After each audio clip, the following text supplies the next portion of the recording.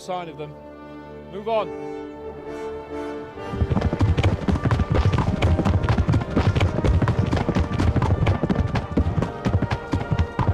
There!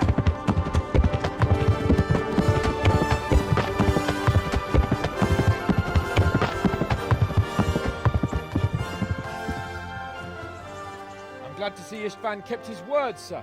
Not half as glad as I am, Your Grace. Well, we kept our word too, and now Toth has had his head start and he's fair game. Which way do they go? To the north, but I would be careful, Sir Hans. Fear not, Your Grace. I have twice as many men as he. Well, I won't keep you any longer. I'm sure the two of you have a lot to say to each other. Let's go!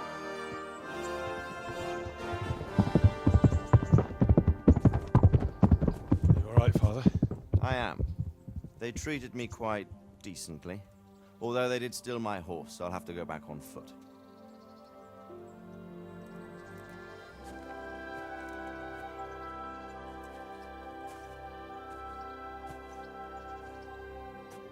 It looks like it's all over. Not by a long shot. It won't be over until we get this mess cleared up. And catch that bastard. How could we let him go? Would you rather we killed him? Even if it meant Lady Stephanie and I died too? No, of course not. But what was to stop us from killing him after the exchange? Honor? Honor? If the word of honor of a nobleman could not be trusted, then he would never have agreed to the exchange. And where's the honor in abandoning your son? You know how it is. We were young. It happened. And I couldn't marry a commoner. Then your father, Martin, came along and took care of both of you. Well, he knew it. What? That I was your father? Certainly. He was a great man. He took you as his own. And always kept an eye on you. Of that you can be sure. I know so little about his past. He told you nothing? Oddly enough, even though you don't have his blood, you're very like him. When he was around your age, he became bored of his trade and set out to see the world. He lived through many adventures, even fought in a war. In a war? Yes, in Poland, I believe. And I don't think he cared much for it. That's why he wanted me to stay at home. He spent some time in Prague, then settled in Kuttenberg. But it seems he quarreled with someone there and finally ended up here. You know the rest. I loved him, but even so, I somehow always had a feeling I didn't quite fit in. It was in your blood, I suppose.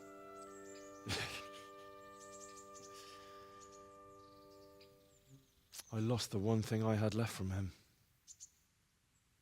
Your sword.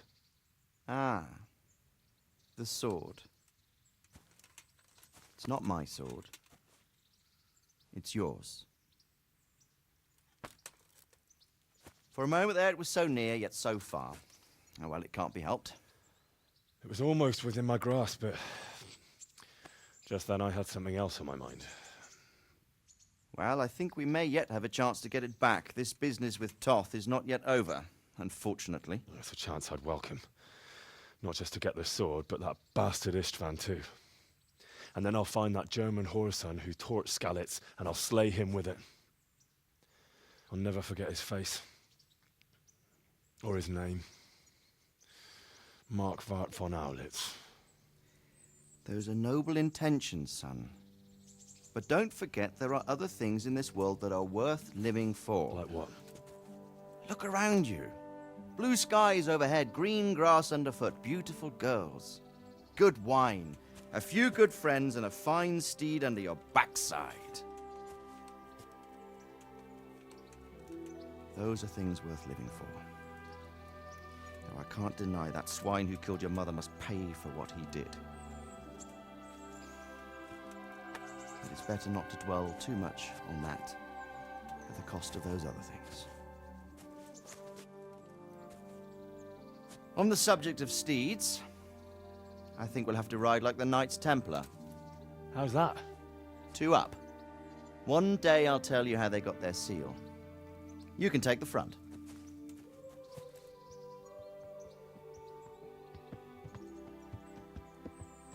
It's like I always imagined it would be, teaching my boy to ride. Although it would be better if you were a little smaller.